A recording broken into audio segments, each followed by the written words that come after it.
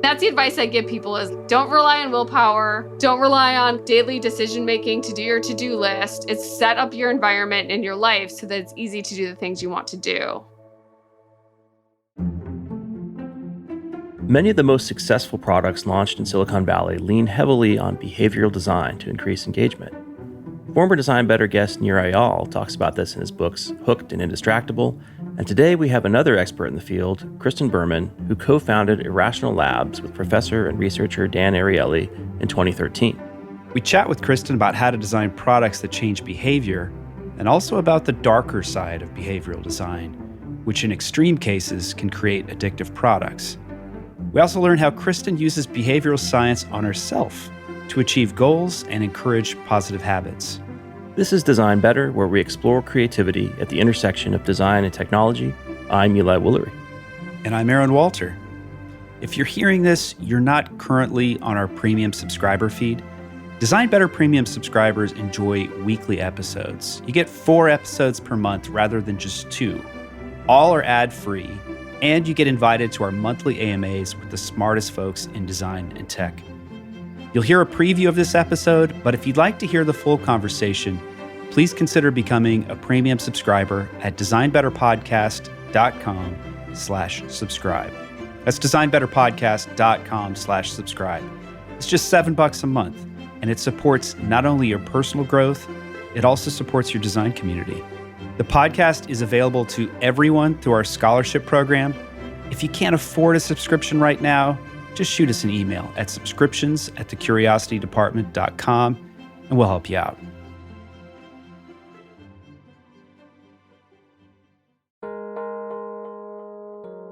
We'll return to the conversation after this quick break.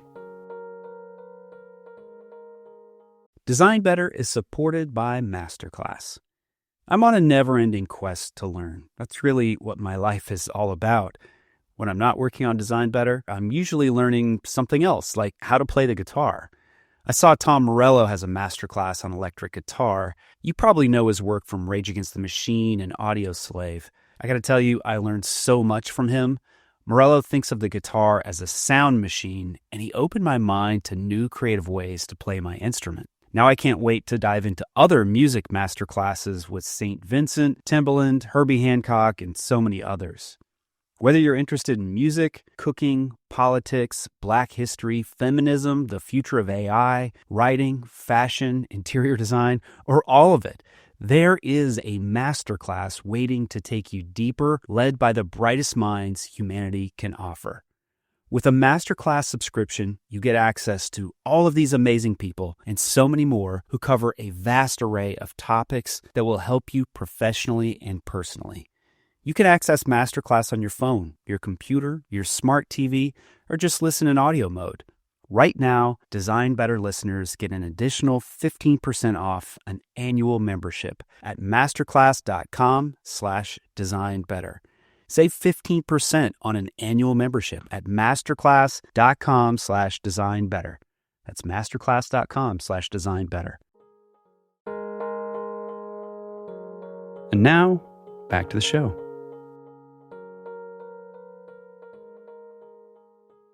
Kristen Berman, welcome to the Design Better podcast. Great to be here. Well, we're excited to have you. I met you in person a little while back at a Substack bestseller event, which was fun.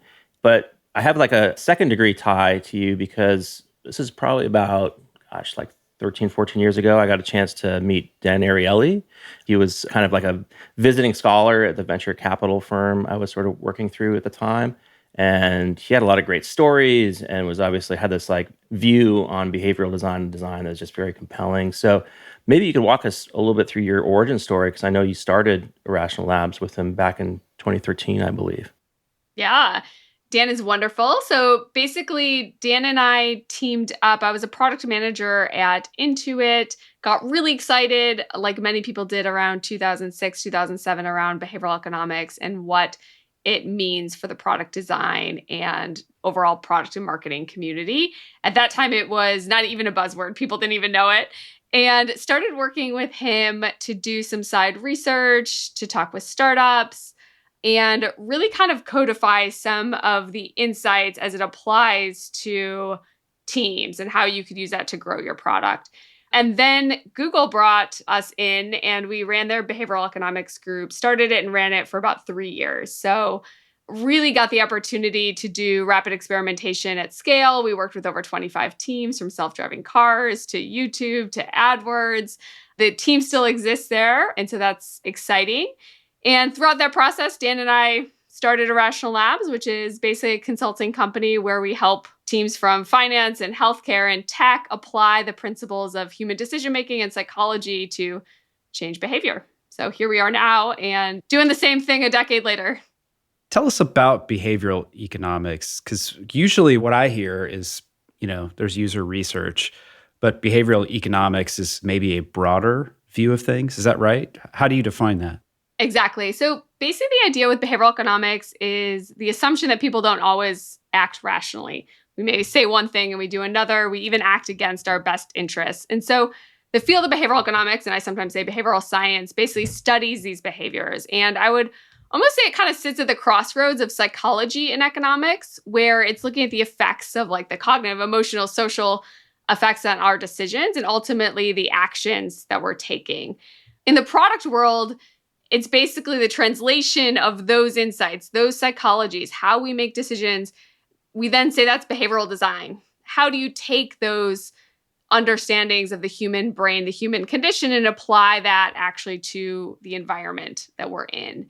And maybe the most contrarian kind of idea with behavioral economics in general is that the environment of decision-making affects us potentially more than our attitudes, preferences, or beliefs. And so what I mean by that is, like, I personally really like M&Ms. If M&Ms were sitting next to me right now, I would be eating despite being on a podcast talking. Impossible.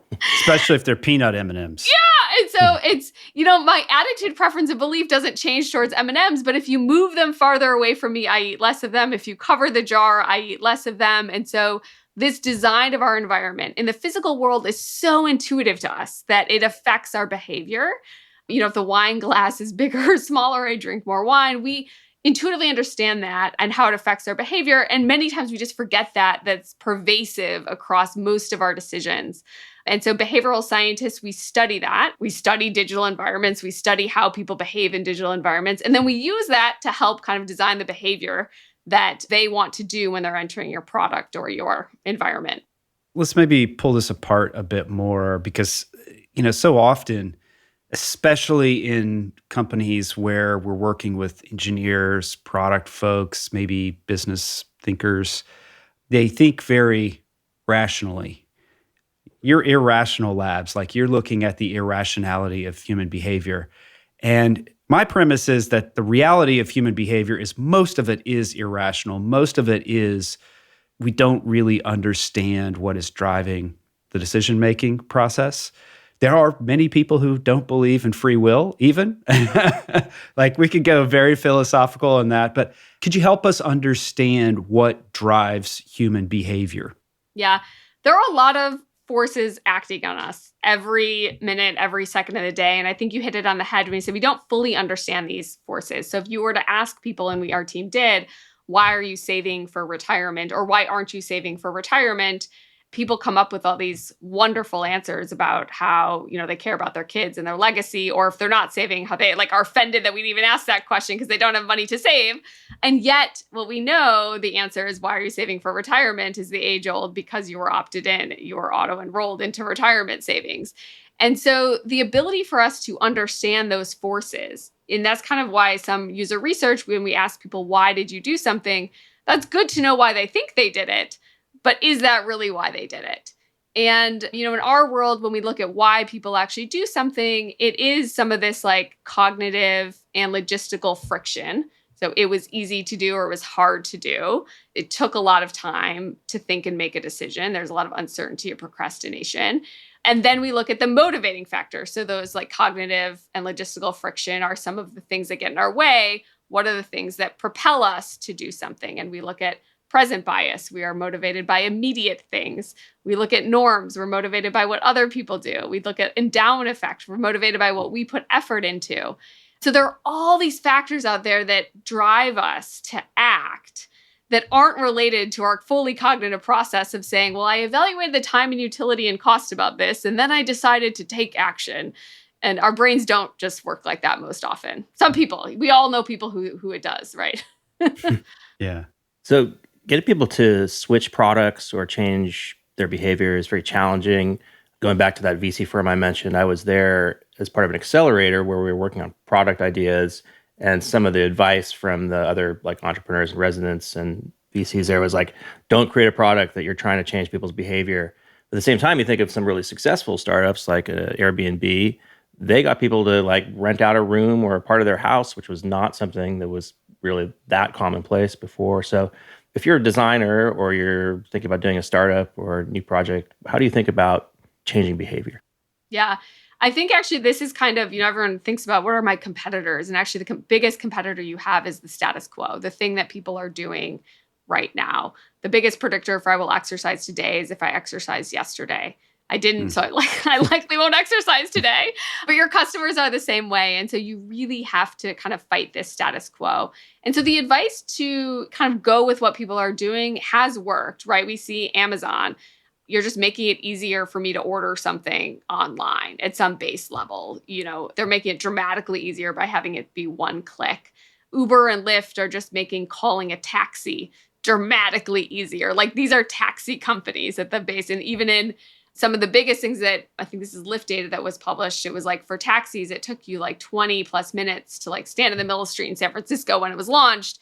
And it took like under 10 for Lyft. At the base level, the innovation was making something somebody was already doing easier. And then you also have these like much more of a category defining Airbnb, which is like you're actually making kind of a normative change here. And that is way harder to do and takes a lot of time. I think we look back at these startups and we're like, oh, it just happened overnight. And obviously that's not true. We had language around this with the sharing economy that people were talking about that supported normative changes like this. We had the idea that hotels were getting more expensive. And so people were looking for alternatives. This was, we can't underestimate timing here, but norm change is obviously much more difficult than kind of fundamentally making something dramatically easier. So I would always start at making it easier to figure out the big innovation breakthroughs. And the mother of all challenging behaviors is getting people to switch a product that you've already got some inertia with this existing product. And now I'm trying to lure you over to my product, which is, marginally better, or maybe I think dramatically better. How do you think about the switching process and how we should design for that to make that compelling and more attractive to consumers? Yeah, it's difficult. So I want to say at first, although there's no like one magic bullet, like with most solutions, most things are kind of incremental and a lot of effects go on top of one another. But I think when we're thinking about people waking up and having stuff to do during the day, you have to imagine that they're taking care of their kids, they're answering emails, they're distracted by their phone. And so your job, your benefit has to be so motivating that they're prioritizing that over, and this is the whole like, vitamin versus painkiller sort of thing that we all analogy know, but we call this present bias, that the benefit has to be so motivating. So let's take Chime. How did Chime win against Challenger? Or it's a Challenger bank. How did they win against classic banks? In the very beginning of Chime's life, they went really hard on no overdraft fees. And they even did like a study where they found that most of their users have $200, $300 a year in overdraft fees. So that is bonkers to me. Bonkers. And then they had people see this and they said, now will you switch? And switching rates were very low. Even with this idea that you were paying. Why? Because we're optimists. Well, I'm an idiot before, but I won't be an idiot again. And we have this idea that our future self will be better than our current self. And so you're fighting these biases. Chime very quickly changed, and all others kind of went with it, to a more immediate benefit. Get paid 2 days earlier. So this is the main benefit of these challenger banks, is that you actually deposit your paycheck in there. And because of how their ACH works comparative to banks, they're getting actually money faster. And so the terribleness of changing banks, which we all know is so hard, was actually small compared to the benefit of getting paid 2 days earlier. And so that's what startups should be looking for, is a really compelling benefit that would motivate me to do something different today and take that action. Then once you have that motivation, it's day one, day two. It's not like in a week I'm coming back and reevaluating your app and saying like, oh, well, should I try it again? That is your motivation moment in the very beginning because you've gotten their attention. Sometimes it's if you're thinking about kind of a product innovation, it's easier to almost like automatically change people's behavior sort of by default. And the case study I'm thinking of is a bit older, but IDEO helped Bank of America come up with this program called Keep the Change. And the research they did before coming up with the idea, they noticed that this is days when people were writing more checks, but they noticed that oftentimes the mom in the household who was in charge of finances was rounding up her checks in the checkbook and just to make sure she had that extra, a little tiny cushion in the checking account. And they're like, that'd be interesting. What if we rounded up the purchase amount and put that into a savings account, essentially? And so just by default, you're helping people. It was a small amount, but build up their savings gradually. So kind of an interesting approach to like behavior change through a default action. Totally. By the way, one other fun finding is go to the gas station the next time. And we do this at the gas station too. So we try to get to the round number. There's no reason why we can't end on a random, like 75 cents, but we love getting to that round number. And so that's another psychological insight they used, which is generally like people like round numbers. And so you're getting to this core insight, doing the thing that people are already doing, using a psychological insight to do it, and then making it easy for them to enroll. You kind of touched on this idea of those first impressions, like when people try a product for the first time. And this is something I see a lot of product teams just discount or not put enough stock in. There is a principle called the primacy effect, which is basically that first impression you have with the product. It's sort of like make or break. You either keep going with that and it becomes sticky or it doesn't. When you work with companies, do you talk about those first impressions and how to shape that? Yes, we call it a mental model. So you're basically coming into a product and forming quickly a mental model of the product. And it's very hard to change that mental model later. I'll give you an example. We worked with One Medical, which is folks who probably live in the Bay know One Medical. Others, it's basically a UX layer on top of healthcare that makes it much easier to book a doctor's appointment at the very basic level. They sell through employers. And this is very difficult. Imagine you're like a Google employee or something. You get a random email that says, look, we've offered this benefit of One Medical. And you have to figure out like what the heck this is. Is this important for me to do? It's free, very interesting. And so what they were finding is that, yes, people were signing up because you get a free benefit, but they weren't actually booking appointments with providers or doctors. So One Medical asked us, how would you increase the amount of people who actually use our service? And what we did is go through, we call it a behavioral diagnosis, which is like a journey map on steroids, where we're looking at every single step, every single decision that people are making to get to that provider moment where you're booking. And then we looked at the psychologies that affect people on each of those steps. And what we found is two things. One is that when people come in, they didn't actually have a mental model of what One Medical did. Their homepage says get care. What is care? If you're coming and clicking a button to have a healthcare thing, you probably have like some issue, right? Like I have the flu, I have my knee hurt, something's going on with you.